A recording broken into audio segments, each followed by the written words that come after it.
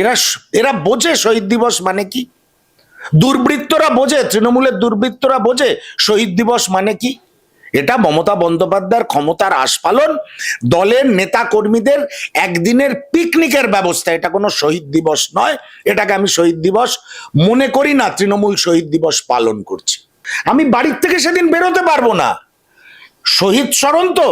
আমি তাহলে একটা পরিষ্কার কথা বলি, আমার গলির মুখে দেখবো লাইন দিয়ে বাস দাঁড়িয়ে আছে, মাংস ভাতের পিকনিক চলছে, আর বাসের ভিতরে জলের সঙ্গে কি পাঞ্চ হচ্ছে সেটা একবার মমতা বন্দ্যোপাধ্যায় এসে দেখে যান। মমতা বন্দ্যোপাধ্যায় শহীদ দিবসের নামে নিজের ক্ষমতার প্রদর্শন করবেন, নিজের রাজনৈতিক রুটি শেখার চেষ্টা করবেন আগামী 21 তারিখ 2026-এর নির্বাচনকে মাথায় রেখে।